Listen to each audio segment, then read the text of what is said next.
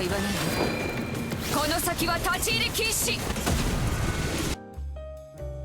This random game that I decided to play is called Ash Echoes. It is a real-time, somewhat tactical game set in a post-apocalyptic world infested with tacit discords. This game features a diverse cast of characters, including a wheelchair-bound Kaucharo, Jian, who was fired for incompetence and now delivers for Uber, Zhongli, a bubble-blowing crab girl, a rocker lady who swings a road sign at enemies, the guy from Demon Slayer, a lady who summons a giant deer, apparently she is the strongest character in the game, a Goba certified 2-star character, and lastly, someone you would never see in Genshin Impact.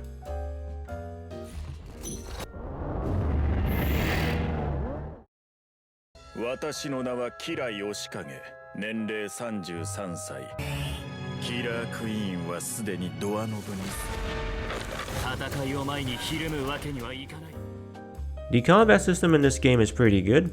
You place 4 units on the field and they automatically attack. You can occasionally use skills and ultimates. And when using a skill or ultimate, you freeze time and can select where you want to use that ability. There is a terminal or command tower that you need to defend.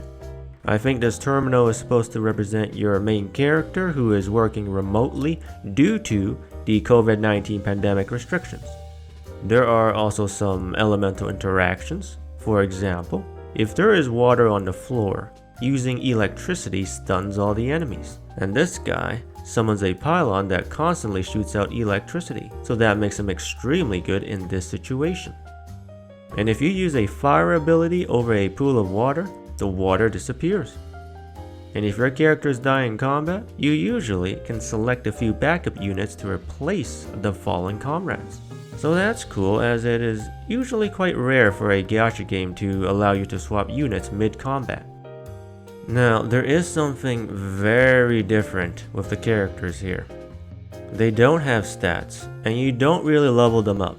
As you can see here, there are only percentages here. So where do we get the stats? You get your stats through the engraving system. Now, what is the engraving system?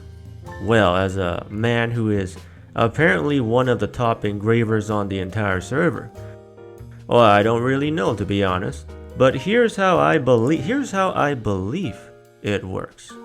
You dive into each character's mind and equip up to 6 light cones or memory traces, which add stats and skills to the characters. You then play a sort of linear roguelike mode like Simulated Universe, where you move from node to node. Node either has a fight with an enemy or you select rewards up to 10 times in a row. The rewards are usually either stat boosts or skill points. After finishing the mode, you keep the stats for the specific engraving stored on the character.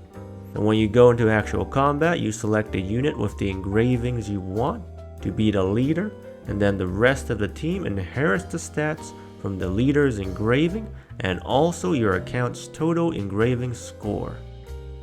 In addition, there is also a base of operations that you can upgrade, and this is also where you train your units to increase their stats as well.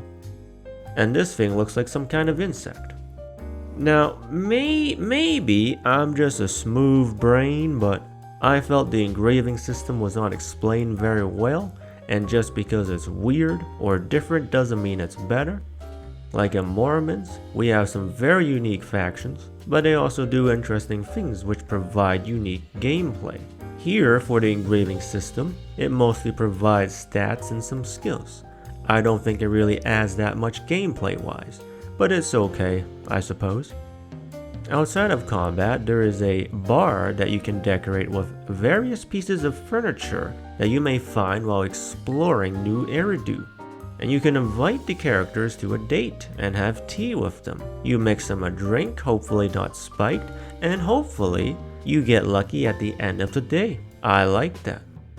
And you know what? I'm really starting to like this scooter guy. You know, initially I really hated his design. I just thought he was so stupid. But you know what?